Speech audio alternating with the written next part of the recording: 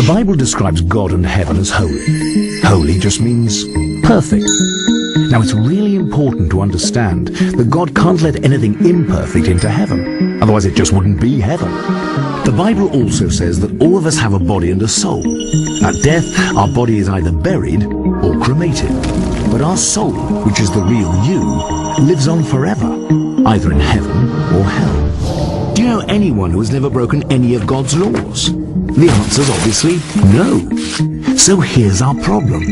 All people have broken God's laws. Therefore, all people have imperfect souls.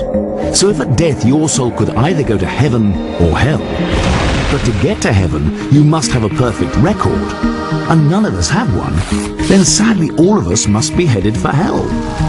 Now that might seem harsh, and you might ask the question, how could a loving God create a place like hell, let alone send someone there? So let's look at it this way. Think of someone you love very much. Now imagine that person is brutally murdered. The police catch the murderer, and the murderer pleads guilty in court. But to your horror, the judge says, "This is a really bad thing you've done. But because I'm a loving judge, I'm just going to let you off." You'd be very angry, wouldn't you? Why? Because you know that when someone has broken the law, they must be punished. Otherwise, there's no justice. So you see, hell is not a love issue, it's a justice issue. Have you ever told a lie in your life? Well, the answer is surely yes, even if only a so-called white lie. If you've lied once, then you're guilty of being a liar. Have you ever taken anything that's not yours? For example, have you ever gone to work late or left early and got paid for it? Have you ever used the boss's telephone or photocopier without asking permission? Or knowingly taken an office pencil home? This is stealing, of course. Most people have taken something that's not theirs, which makes them guilty of being a thief. Have you ever hated anyone? The truth is that most people have felt anger or hatred in their heart towards others. But what's interesting is the way Jesus redefined murder. He said that if you hated a person in your heart, you'd murdered them in your heart, which in God's eyes makes us guilty of murder. So you see, this is the bad news. For the sake of justice, there has to be a place called hell. But there is good news, and this is where Jesus Christ comes in. The most significant thing that distinguishes Jesus from everyone else is that he is perfect. Unlike us, he's not broken any of God's laws. So he has a perfect record, a perfect soul. Picture the scene before Jesus came to earth 2,000 years ago. Jesus looked forward in time and saw you here today.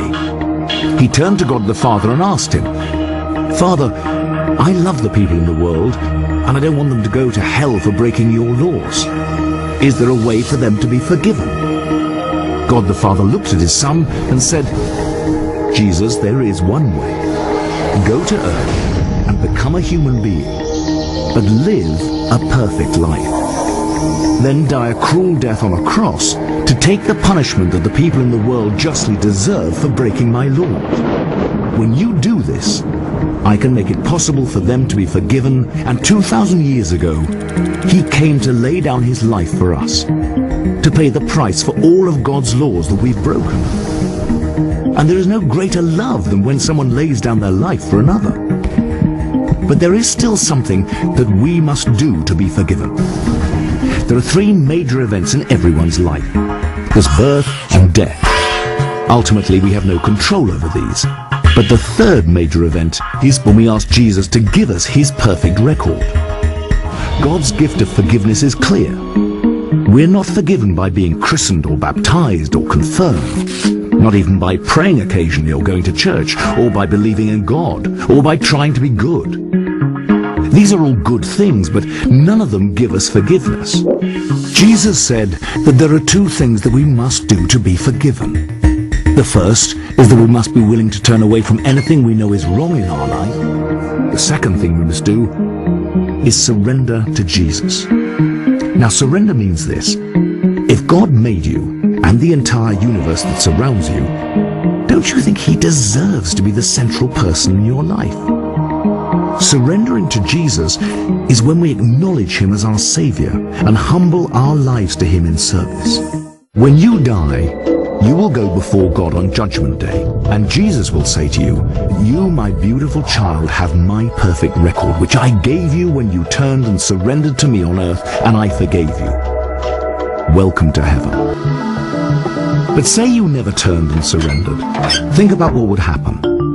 When you die, you'll go before God at judgment, and God will say to you, "I'm sorry, I can't let you enter heaven. I have to send you to hell." So how about you? If you die tonight, where will you go? Remember, to get to heaven you need a perfect record, which you could never have unless you ask Jesus to give you his. To receive this free gift, you only have to do two things. First, be willing to turn away from the wrong in your life. And secondly, surrender to Jesus. Unless you do these two things, it's impossible to be forgiven. And at death, it's impossible to get into heaven. Which is so sad, because this is the very reason Jesus died for you.